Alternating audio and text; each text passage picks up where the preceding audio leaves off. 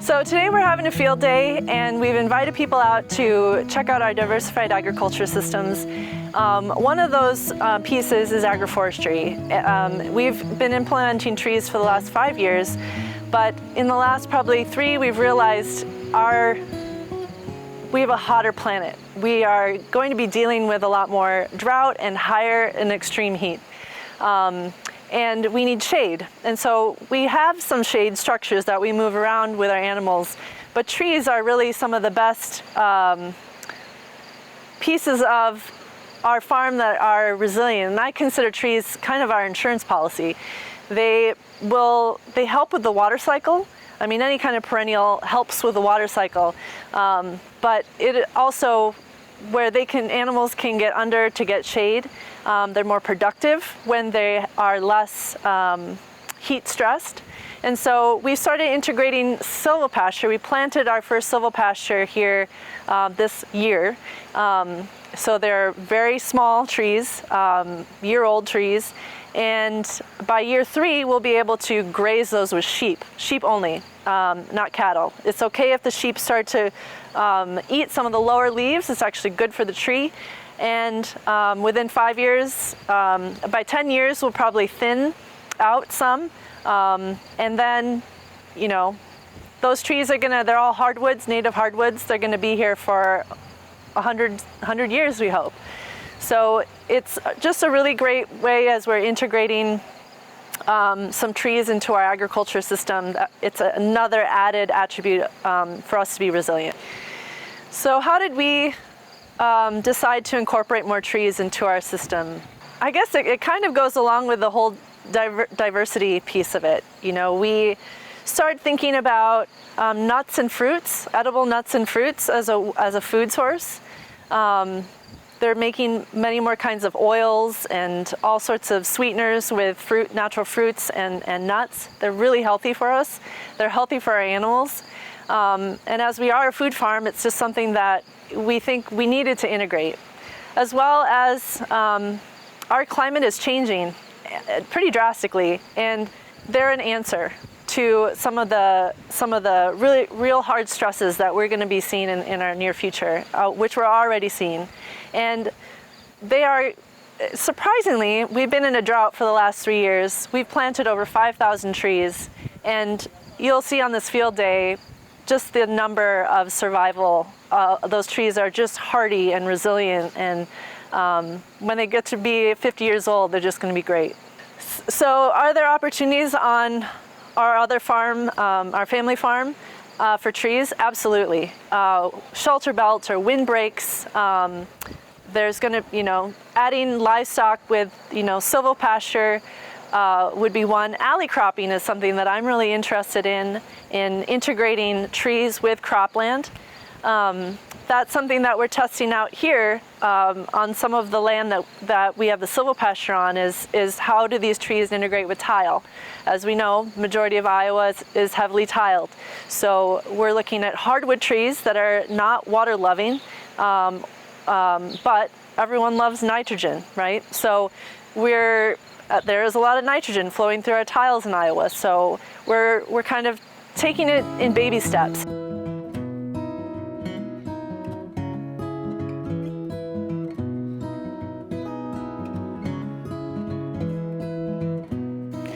So how do sheep add to our resiliency? Sheep, for one, economically, pound per pound, make more money than cattle. I know cattle people don't want to hear that. There's lots of history on the sheep cattle wars out west. Same kind of thing. Sheep are they're pretty resilient.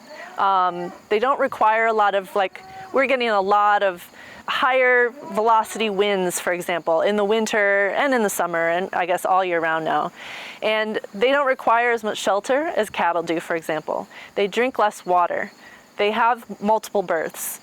From birth to finish is a lot sooner. It doesn't take a year and a half or 2 years to finish a lamb.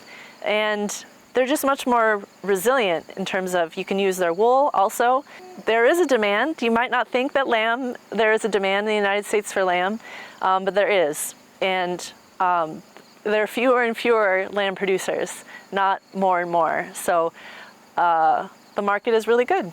And they're easy to work with. They're easier to work with, and they're not as hard on facilities. So what are the kinds of things that we do seasonally? So starting with the fall, we're starting to think about, I also run a grain farm too, so I and my husband are not here as often. So our custom grazing of cattle, those cattle get moved off, and we're focusing on the sheep. The sheep are eating stockpiled forage, meaning they're still going out and getting their own forage.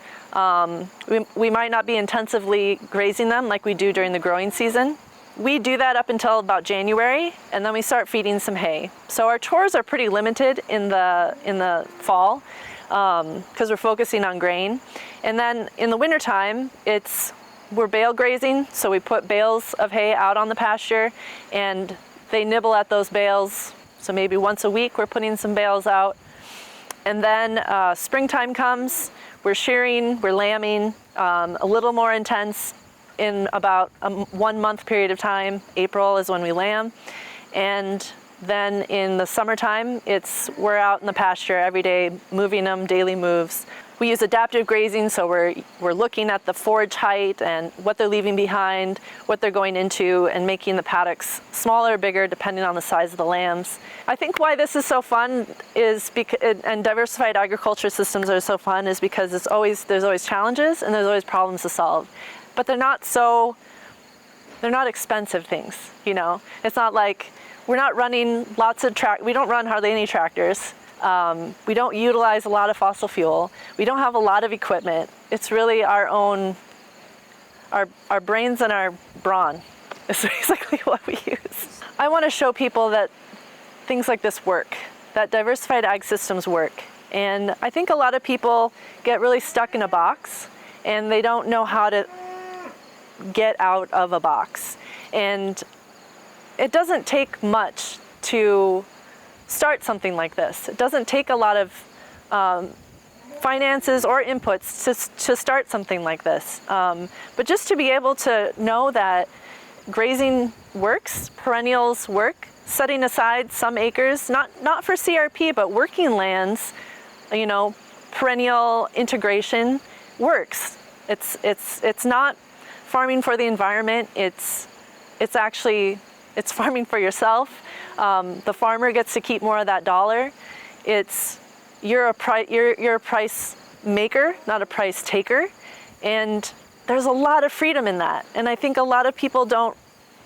They think maybe it's old-fashioned, or it's, you know, something that was done 100 years ago in farming, more sustainable stuff. But I think there were sustenance farmers, right, or subsistence farmers. It's not that at all. There's general consumer interest in what it is of people that are eating, where it's coming from, and gosh, I think if everyone's got a doctor and a medication, they should also have a farmer.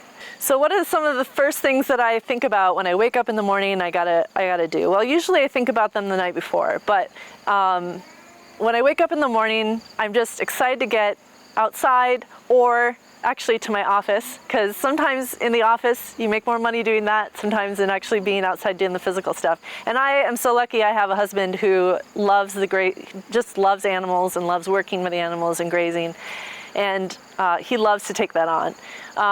But the first thing I do is I go out. I want to know what our forage looks like. I want to see the health of the animals. I also I should say the very first thing I do, I get up early in the morning, we let the birds out. And I love seeing the birds out, you know, across the landscape, doing their thing, making noises. It's like a good morning, you know. And they're kind of the welcome committee to us people that come outside. But it's always checking on the animals, making sure all their health is all good, which it usually is.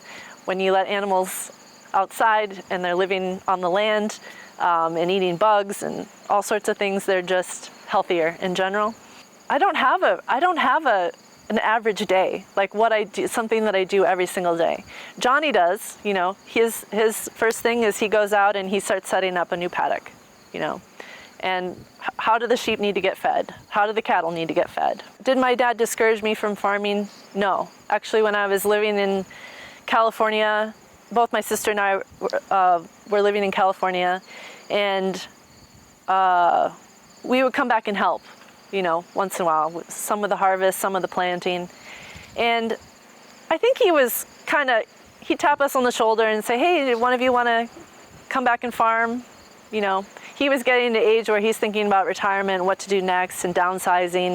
He's not increasing in size, and we were just like, nah, like we're not going to, And I realized that yes, I mean, he didn't have to ask me this time. I think he actually had stopped asking me when I finally made the realization that yeah, I want to come back and farm, and it's food. It was food related, like. I got really interested in food in California, and I thought, wow, I could grow really healthy food in a place that has some of the richest soils in the world, that I want to protect. And so that was kind of the impetus to that. But I think he was rather surprised that it was me and not my sister, one, and but I think he's happy that someone came back.